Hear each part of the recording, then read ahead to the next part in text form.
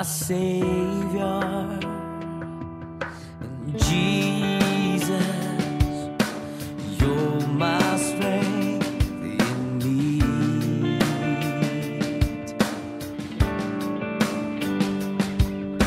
And I will give my whole life and every breath that I take. I wanna praise you and lift up my hands to you. Then you'll only be a heartbeat away. God, my Father, once again I bow.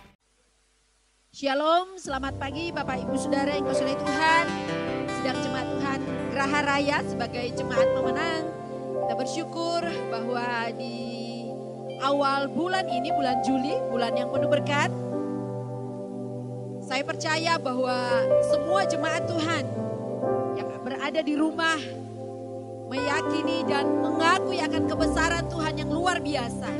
Satu semester sudah berlalu di tahun 2000 ini dan kita masuk di bulan yang baru. Kita mengakui bahwa kedaulatan Tuhan sungguh nyata memelihara hidup kita. Walaupun kita mengalami hal-hal yang sulit dan ruang gerak kita yang begitu terbatas. Tetapi saya percaya bahwa di tengah-tengah kesulitan itu, kedaulatan Tuhan berlaku atas kehidupan orang-orang percaya. Kita dipelihara oleh Tuhan, dijaga oleh Tuhan, diliputkan hingga pada pagi hari ini. Kita berkemenangan karena anugerah Tuhan yang besar. Haleluya, Bapak Ibu Saudara yang kasihi Tuhan. Mari nikmati hadiratnya dalam ibadah kita yang singkat pada pagi hari ini. Tetapi hadiratnya memberkati kita sekalian. Haleluya. Semusim telah berlalu, tetapi pemeliharaan Tuhan selalu berlaku atas seluruh hidup kita. Haleluya. Haleluya Yesus. Terima kasih ya Tuhan. Terima kasih buat segala kebaikan dan pemeliharaan Tuhan yang besar. Kami lalui hari-hari kami dengan penyertaan Tuhan. Immanuel sungguh nyata di sepanjang jalan hidup kami. Kami puji Engkau di atas segalanya.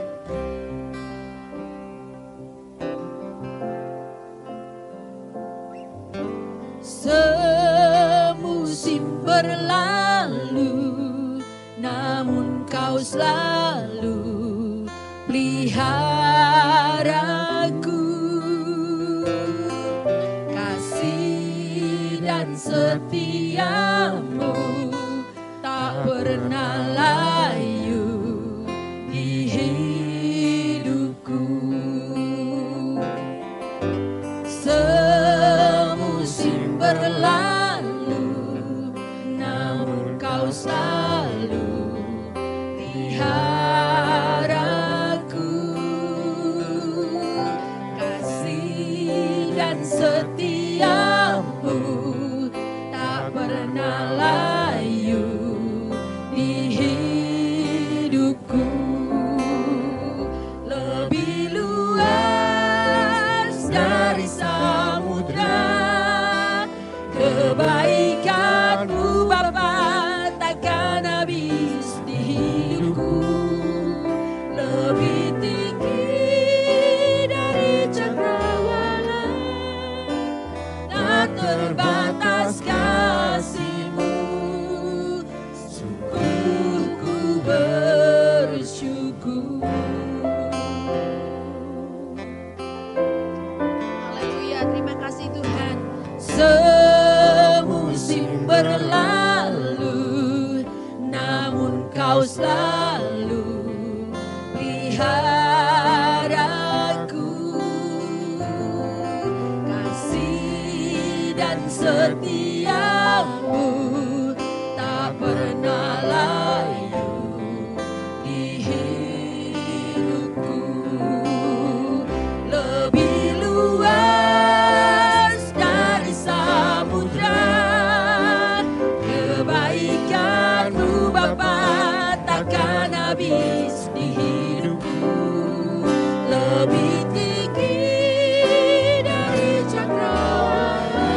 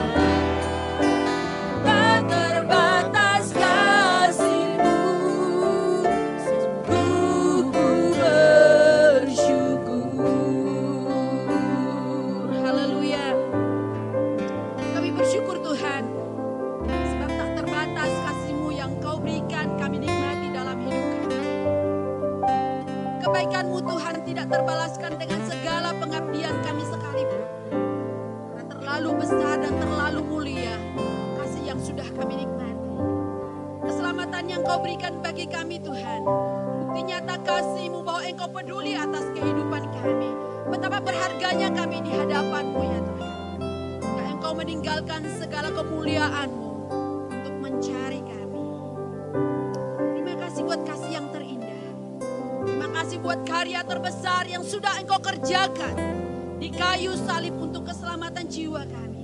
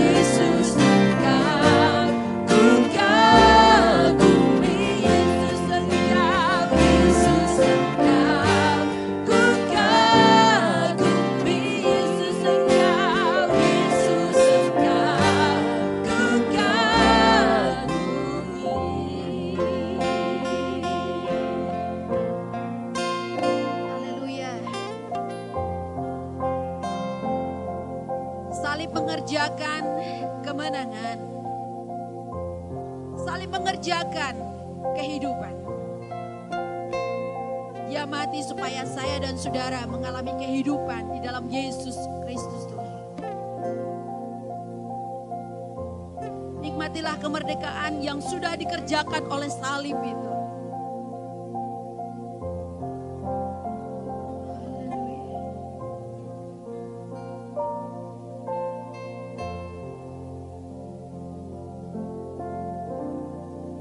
Karena salibmu ku hidup, karena salibmu ku menang. Engkau yang berkuasa, sanggup untuk melakukan mujizat-Mu. Karena salibmu ku hidup, karena salibmu ku menang. Engkau yang berkuasa, sanggup untuk melakukan mujizat-Mu di hidupku.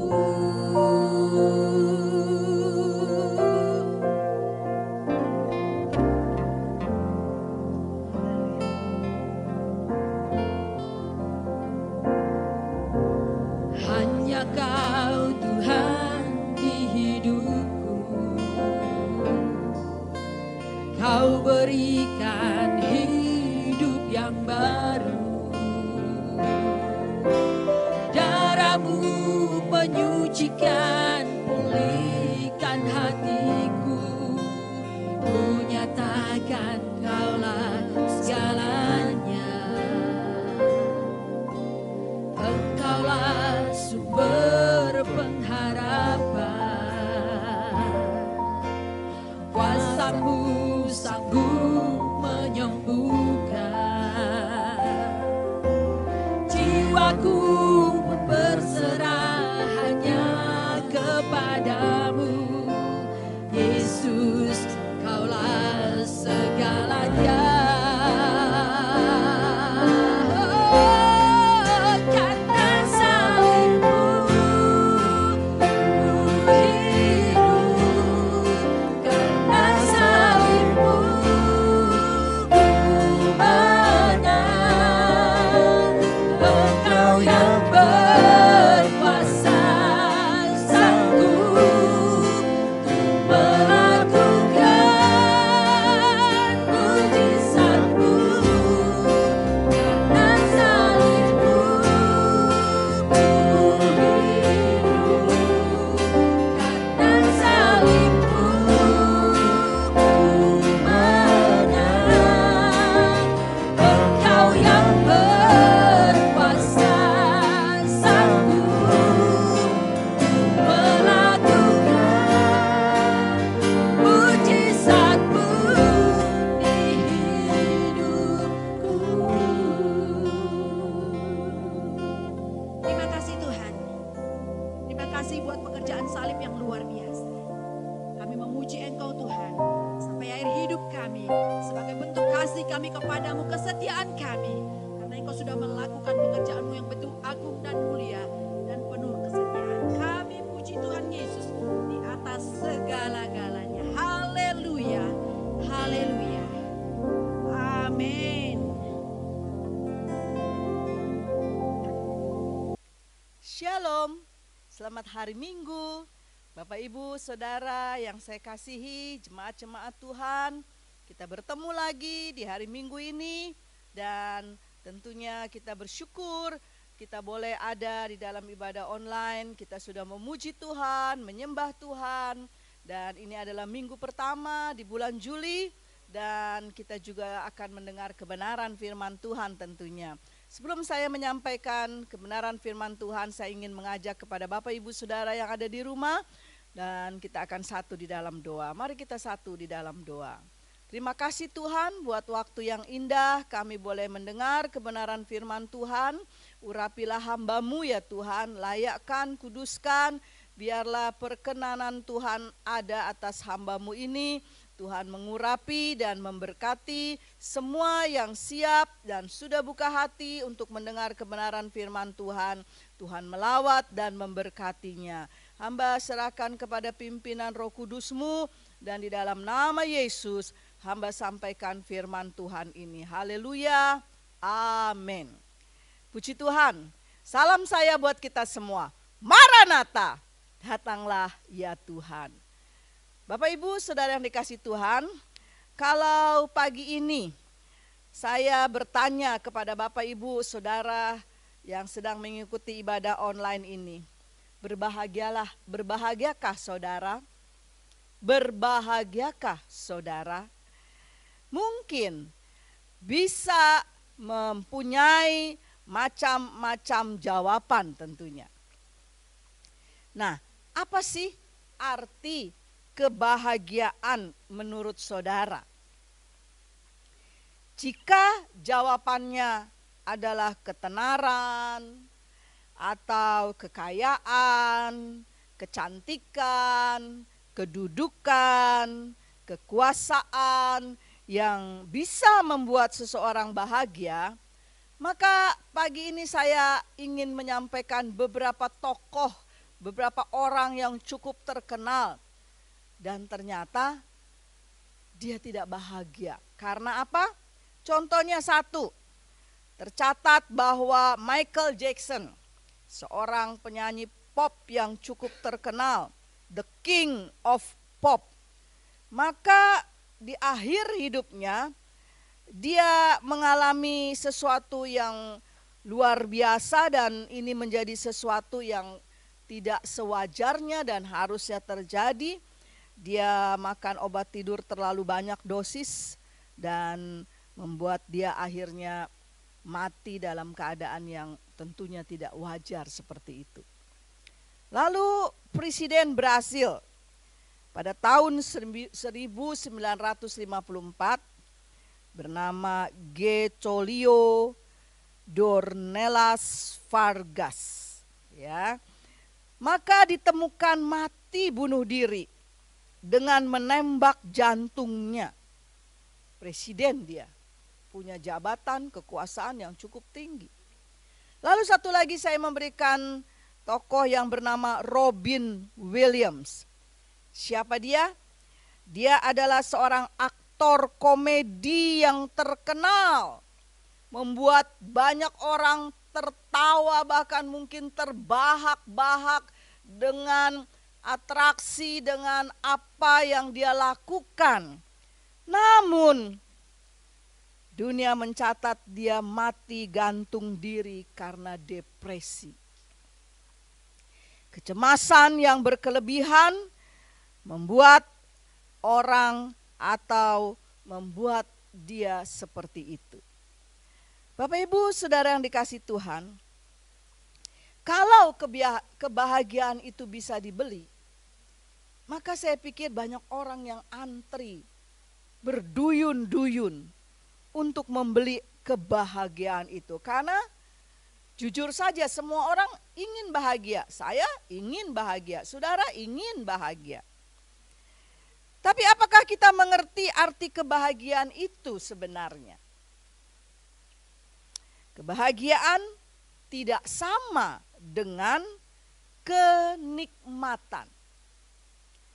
Nah, disinilah masalahnya. Kita kerap kali merancukan antara kebahagiaan dan kenikmatan. Kenikmatan itu selalu berurusan dengan zona nyaman dan fasilitas. Padahal contoh-contoh yang tadi saya sebutkan dengan orang-orang itu, dia terkenal, dia sukses, dia banyak uang, membuktikan bahwa orang-orang itu seringkali mengalami kehampaan jiwa dan mengaku bahwa mereka tidak bahagia. berbeda dengan definisi Kristus tentang kebahagiaan itu. Kebahagiaan menurut Kristus tidak diukur oleh adanya zona nyaman dan fasilitas. Mereka yang miskin, mereka yang lemah, mereka yang tertindas tetap memiliki hak untuk merasakan kebahagiaan. Contohnya, yang patut dipahami bahwa orang-orang yang memilih berada di luar zona nyaman, lalu menderita karena melayani orang lain, ternyata dia bahagia dengan jalan hidup seperti itu. Mother Teresa misalnya, hidupnya jauh dari kenikmatan dunia. Tapi toh hidupnya menyinarkan kebahagiaan lewat kepeduliannya terhadap orang lain. Di dalam Injil Matius pasalnya yang kelima mulai ayat ketiga sampai ayatnya yang ke-12.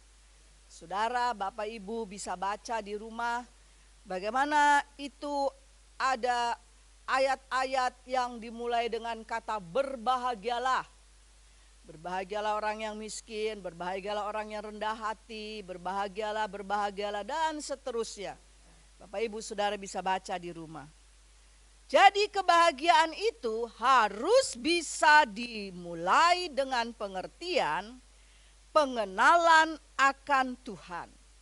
Kebahagiaan bisa dimulai dengan pengertian, pengenalan akan Tuhan. Saya akan ajak kita semua baca dalam kitab Mazmur pasalnya yang ke-1, mulai ayat 1 sampai dengan yang ke-3. Mazmur pasalnya ke-1, ayat 1 sampai 3. Berbahagialah orang yang tidak berjalan menurut nasihat orang fasik, yang tidak berdiri di jalan orang berdosa, dan yang tidak duduk dalam kumpulan pencemooh. Tetapi yang kesukaannya ialah Taurat Tuhan, merenungkan Taurat itu siang dan malam. Ia seperti pohon yang ditanam di tepi aliran air, yang menghasilkan buahnya pada musimnya, dan yang tidak layu daunnya. Apa saja yang diperbuatnya berhasil. Ini firman, ini kebenaran. Jadi, kata kunci kebahagiaan menurut Kristus adalah hidup di dalam kebenaran Tuhan. Ada lagu seperti ini. Hari ini ku rasa bahagia berkumpul bersama saudara seiman. Tuhan Yesus telah satukan kita tanpa memandang di antara kita. Kemudian biasanya kita nyanyikan dengan gerakan bergandengan tangan dan seterusnya dan seterusnya. Itu saja ada kebahagiaan di dalamnya. Dan ini adalah kebenaran firman Tuhan. Jadi memang Tuhan mengajarkan untuk kita bisa saling mengasihi satu dengan yang lain, saling bergandengan tangan, sekalipun kita dari latar belakang yang berbeda, pribadi yang berbeda, tapi ketika kita lakukan itu dengan hati yang tulus, kasih yang tulus, maka kita sudah berbahagia. Dan ini kata firman Tuhan. Jadi kalau orang berkata aku tidak bahagia, sedih saya mendengarnya. Sangat-sangat menyedihkan. Firman Tuhan aja bilang, kematian aja berbahagia. Bagi orang-orang yang percaya kepadanya tentunya. Wahyu 3 ayat 17, berbahagialah orang-orang yang mati sejak sekarang ini. Karena mereka berhenti dari jelih lelah mereka. Mati aja bahagia. Luar biasa. seorang bernama Gregory Skovoroda berkata seperti ini. Jangan mencari kebahagiaan di tempat lain. Berterima kasihlah kepada Tuhan yang menjadikan hal-hal yang diperlukan sederhana dan hal-hal yang rumit yang tidak diperlukan. Itu kata yang tercetus dari Gregory itu. Nah, Bapak Ibu Saudara yang dikasihi Tuhan, Mazmur pasal 41 ayat 2 berbicara apa? Berbahagialah orang-orang yang memperhatikan orang lemah. Tuhan akan meluputkan dia pada waktu celaka. Aneh sepertinya. Tapi ini adalah kebenaran. Menolong dan berbagi kepada yang lemah seharusnya mengurangi kebahagiaan. Namun pada orang-orang tertentu kebahagiaan justru datang saat dia bisa memberikan pada kaum yang lemah. Anda mungkin bukan orang yang setaraf ataupun saya tidak setaraf dengan Mother Teresa. Namun kita tetap saja bisa memiliki peluang untuk memberi. Ada banyak kesempatan Tuhan pakai, Tuhan kasih, Tuhan beri kepada kita sebagai orang-orang percayanya. Dan bila kita mengaku sebagai pengikut Kristus, maka memberi bukanlah sesuatu siksaan, namun kebahagiaan yang tiada taranya. Waktu anak-anak saya masih kecil, Yosua dan Nathan, ketika saya dan almarhum Bapak Gembala diberikan Tuhan kesempatan untuk bisa memberi kepada para hamba-hamba Tuhan, bukan karena saya hebat, bukan karena kami hebat, tetapi itu adalah kesempatan, anugerah Tuhan. Maka anak saya berkata, jangan kasih sama orang lain terlalu banyak dan terlalu sering, nanti kita miskin katanya.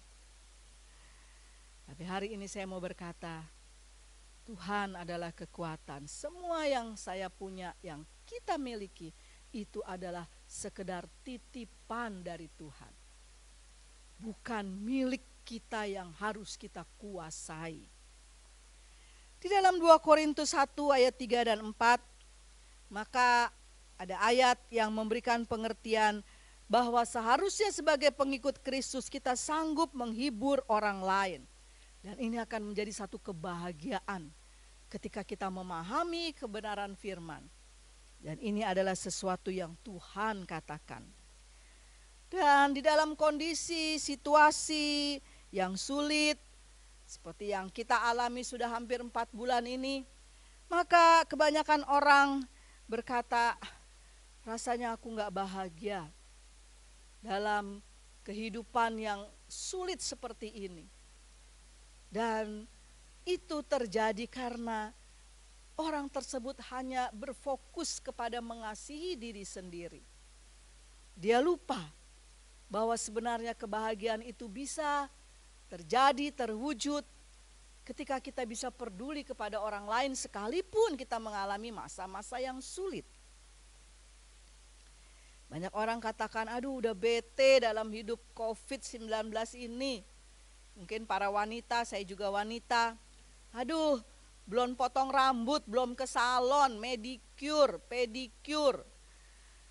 Mungkin apalah merawat tubuh kita ini karena kondisi dan situasi ini.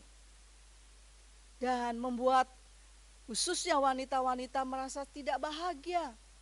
Wah, nanti saya kelihatan cepat tua. Wah, saya kelihatannya nanti nggak cantik lagi. Dan sebagainya dan sebagainya. Mari kita buka di dalam Yesaya 48 ayat 14. Apa kata Yesaya pasal 48 ayatnya yang ke-14.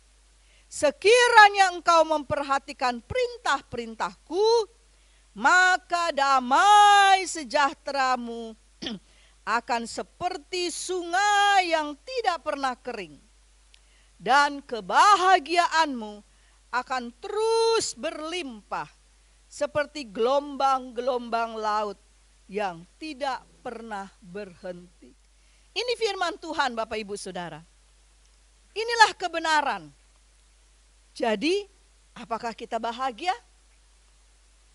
Sebagai pengikut Kristus, maka harusnya kita katakan, ya, saya berbahagia. Karena bahagia itu adalah berjalan atau hidup sesuai dengan kehendak Allah. Kalau saudara sudah berjalan atau hidup seturut kehendak Allah, maka situasi, kondisi apapun, kita akan tetap menjadi orang-orang yang berbahagia. Dan ada satu kisah ya yang boleh saya angkat pagi ini sehubungan dengan berbahagia itu. Yaitu bagaimana seseorang itu mencapai atau menjalani hidupnya dengan menggunakan target. Tidak salah, hidup memang harus punya target. Dan saya setuju. Sering kita dengar orang bertanya seperti ini, kapan nikah? Kapan punya rumah? Kapan punya anak? Dan masih ada banyak pertanyaan-pertanyaan yang sejenis seperti itu, yang diajukan kepada kita untuk mengingatkan bahwa orang yang bertanya seperti itu pasti dia ingin mendengar apakah orang yang ditanya itu punya target di dalam kehidupannya. Nah saudara, bagaimana kalau target itu tidak tercapai? Apakah kita menjadi orang-orang yang tidak berbahagia? Karena meskipun kita punya target dalam hidup ini, ada kalanya target itu tidak tercapai. Dan kita nggak mengerti. Sesungguhnya hidup ini sudah ada rancangan daripada Tuhan. Makanya ada nyanyian katakan, indah rencanamu Tuhan di dalam hidupku. Tuhan sudah punya rencana indah dalam setiap hidup kita, apalagi orang-orang yang percaya kepada Dia. Sebut saja satu nama, misalnya Tini. Tini satu hari dia stres berat karena masalah target hidup itu. Dia ingin hidup berbahagia, tetapi merasa tidak berbahagia karena target hidupnya tidak tercapai. Tini mempunyai satu target hidup dalam waktu yang sudah dia tentukan. Dia akan menikah dengan seorang pria. Tapi ternyata pada waktu yang Tini sudah targetkan itu tidak tercapai apa yang dia sudah targetkan itu. Nah saudara, banyak kali ini membuat orang-orang menjadi kemudian tidak ada kebahagiaan, merasa gagal karena target hidupnya tidak tercapai. Dan lebih parah, orang-orang akan berkata kepada Tuhan, mengapa Engkau tidak membiarkan aku bahagia? Mengapa Engkau tidak membagi atau memberikan pasangan hidup sesuai dengan target yang aku tentukan? Parah ini saudara. Siapa Tuhan, siapa kita? Kok dengan seenaknya kita memerintah Tuhan? Padahal Tuhan pencipta langit dan bumi dan segala sesuatu ada di dalam tangan kekuasaannya. Dan saudara, ketika ini tidak terjadi dengan Tini, maka dia tidak merasa bahagia. Dia malu, dia tidak mampu memenuhi target hidupnya. Jadi kebahagiaan mereka letakkan kepada pasangan hidup, ada juga yang meletakkan kebahagiaan kepada fasilitas hidup. Ada juga yang meletakkan kebahagiaannya kepada berkat-berkat yang berbentuk fisik. Seharusnya yang penting adalah memiliki Kristus di dalam hidup kita. Ada satu ayat yang berkata, apa artinya kita memiliki seluruh dunia ini tapi kita binasa? Karena pada akhir-akhirnya, pada ujung-ujungnya itu, semua orang akan mati dan menghadap kepada Tuhan. Sebab hanya Kristuslah yang sanggup membuat sesuatu itu menjadi bahagia. Kristus sanggup membuat pernikahan yang bahagia. Kristus sanggup juga membuat keluarga bahagia. Semuanya itu karena kebesaran kuasanya. Jadi boleh saja kita buat target hidup, tapi semuanya jangan kita mengurangi sukacita bila itu tidak tercapai. Tapi bersyukurlah dan nikmatilah hidup yang indah bersama Yesus. Target hidup kita harusnya yaitu mengumpulkan harta di surga. Harta yang tidak pernah hilang atau pindah kepemilikan. Ada ayat yang berkata, kumpulkanlah hartamu di surga. Tidak ada ngengat karat, aman. Dan seharusnya itulah yang kita lakukan ketika kita sudah menjadi orang-orang percayanya Tuhan. Kita mempersiapkan itu. Karena ada satu hari kelak Tuhan akan memanggil kita. Dan itu adalah satu waktu di mana kita tidak bisa mengelak. Itu adalah panggilan yang sudah pasti yang Kristus lakukan kepada semua orang. Baik orang yang percaya maupun orang yang tidak percaya. Jadi Bapak Ibu Saudara yang dikasihi Tuhan, kalau sekali lagi saya bertanya mungkin berbahagiakah kita? Harusnya sekarang kita katakan ya, saya berbahagia. Karena Kristus ada di dalam kehidupan saya. Apapun yang terjadi, situasi, kondisi tidak akan menggeserkan kebahagiaan saya. Sebab sekarang saya sudah menjadi ciptaannya yang baru, yaitu Kristus hidup bersama dengan saya. Sumber kebahagiaan hanya ada di dalam Kristus. Karena itu jangan letakkan kebahagiaan di atas kefanaan dunia. Inilah kebenaran firman Tuhan yang bisa saya sampaikan kepada Bapak Ibu Saudara di rumah. Jadi mari kita menjadi orang-orang yang berbahagia. Bukan karena situasi kondisi, tapi karena Kristus sudah memerdekakan kita. Sudah mengampuni kita. Sudah menghapus setiap pelanggaran kita. Dan kita menjadi orang-orang yang berbahagia. Dan Tuhan Yesus memberkati kita semua. Puji Tuhan. Dan mari saya akan mengajak Bapak Ibu Saudara yang di rumah, setelah kita mendengar kebenaran firman, kita akan berdoa. Tuhan, terima kasih buat firman yang kami sudah dengar pada pagi hari ini, mengingatkan kami tentang arti kebahagiaan yang sesungguhnya. Kiranya Roh Kudus tolong kami semua untuk kami bisa memahami arti kebahagiaan seperti yang Tuhan katakan di dalam firman-Mu. Dan kami tidak lagi menjalani hari-hari ini dengan sedih, kecewa, tertekan, tapi kami tetap berbahagia. Karena kebahagiaan yang sesungguhnya bukan karena fasilitas, bukan karena ketenaran, kedudukan, kekuasaan, harta dan sebagainya. Tapi kebenaran yang sejati ada ketika kami hidup takut kepada Tuhan. Terpujilah nama-Mu ya Tuhan. Dan diberkatilah semua yang sudah mendengar kebenaran firman dan siap untuk menjadi pelaku-pelaku firman. Dalam nama Yesus, hamba naikkan doa dan bersyukur.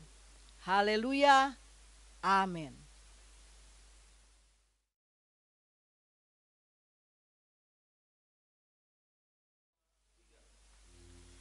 Dan kita akan masuk di dalam perjamuan kudus pada pagi hari ini. Ini adalah minggu pertama di bulan Juli. Mari Bapak Ibu Saudara yang ada di rumah, siapkan, kita akan segera masuk dalam perjamuan kudus. Bapak Ibu bisa mengambil roti atau biskuit yang ada di rumah, bisa memakai teh, kalau tidak ada air anggur, juga mungkin air putih, sirup, silahkan. Dan saya ingin membacakan terlebih dahulu beberapa ayat sehubungan dengan perjamuan kudus pada pagi hari ini. 1 Korintus pasalnya yang ke-11 mulai ayatnya yang ke-23. Demikian firman Tuhan. Sebab apa yang telah kuteruskan kepadamu telah aku terima dari Tuhan, yaitu bahwa Tuhan Yesus pada malam waktu ia diserahkan mengambil roti, dan sesudah itu ia mengucap syukur atasnya. Ia memecah-mecahkannya dan berkata, inilah tubuhku yang diserahkan bagi kamu. Perbuatlah ini menjadi peringatan akan aku. Demikian juga ia mengambil cawan sesudah makan, lalu berkata, cawan ini adalah perjanjian baru yang dimeteraikan oleh darahku. Perbuatlah ini setiap kali kamu meminumnya menjadi peringatan akan aku. Sebab setiap kali kamu makan roti ini dan minum cawan ini, kamu memberitakan kematian Tuhan sampai ia datang. Jadi, barang siapa dengan cara yang tidak layak makan roti atau minum cawan Tuhan, ia berdosa terhadap tubuh dan darah Tuhan.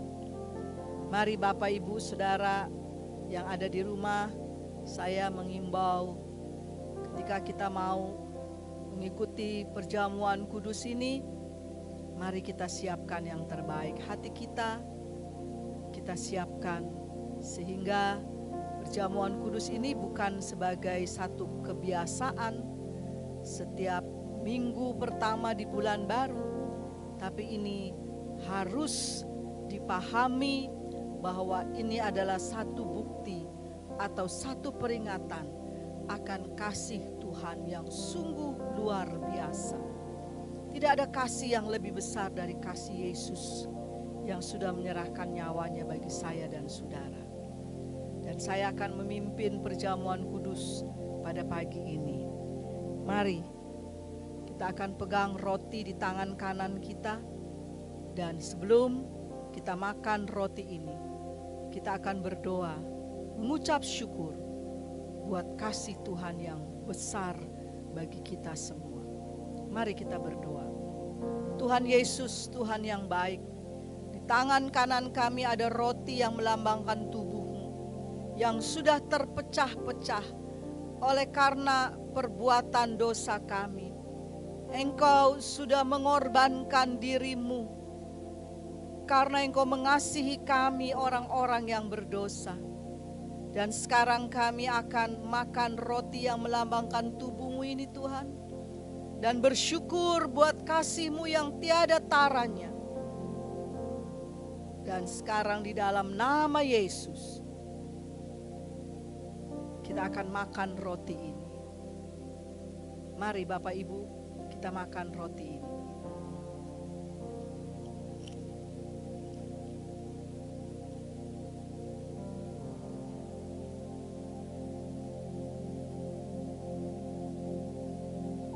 Terima kasih Tuhan. Mari ambil cawan. Dan kita akan berdoa sebelum kita minum dari cawan ini. Tuhan Yesus, Tuhan yang baik. Tangan kanan kami adalah cawan dan air anggur yang melambangkan darah-Mu.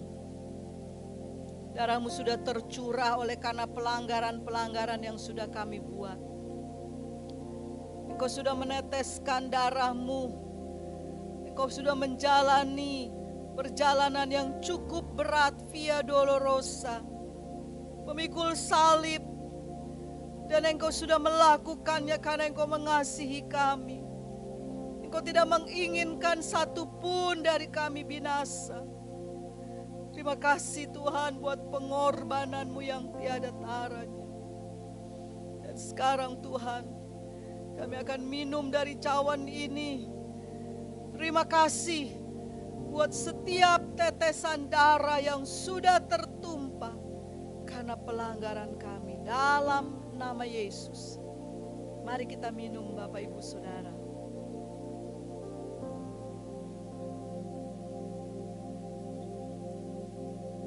Haleluya. Mari puji Dia. Mari sembah Dia. Haleluya. Haleluya.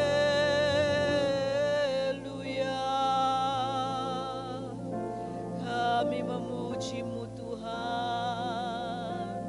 Oh, syukur bagi-Mu. Kau mengasihi kami. Engkau peduli atas kami.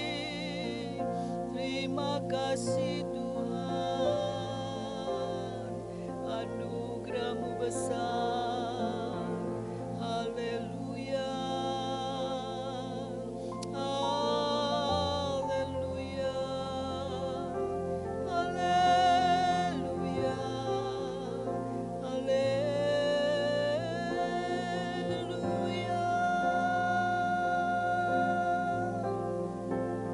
Mari Bapak Ibu, kita akan naikkan satu pujian. Terima kasih Yesusku buat anugerah yang Kau beri. Sebab hari ini Tuhan adakan syukur bagi-Mu.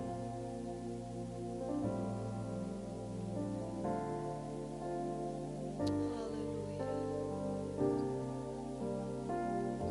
Terima kasih Yesusku buat anugerah yang Kau beri.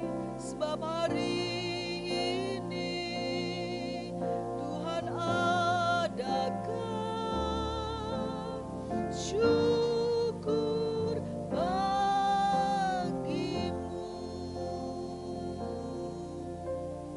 Terima kasih Tuhan, kami boleh mengikuti perjamuan kudus pada pagi ini. Kami percaya kebesaran kuasa-Mu Tuhan. Kami percaya Tuhan sudah pulihkan kami. Iman kami berkata, yang lemah sudah dikuatkan, haleluya. Yang susah dihiburkan, haleluya. Yang ada dalam pergumulan masalah, diteguhkan imannya di dalam nama Yesus. Bahkan yang sakit dijamah di dalam nama Yesus. Engkau sudah melawat kami. Kuasa-Mu tidak pernah berubah, dulu, sekarang, sampai selamanya. Terima kasih Tuhan. Engkau baik dan selalu baik. Terpujilah nama-Mu. Terpujilah nama-Mu. Dan hamba-Mu bersyukur untuk kehadiran-Mu, untuk kasih dan kuasa-Mu yang senantiasa melingkupi hari-hari hidup kami. Sampai hari ini kalau kami ada, semua karena anugerah Tuhan. Terpujilah nama-Mu ya Tuhan. Terima kasih. Sekarang hamba-Mu akan mengakhiri ibadah online pada pagi ini. Dan berdoa secara khusus buat seluruh jemaat-jemaat-Mu ya Tuhan. Baik di Puri dan di Geraha.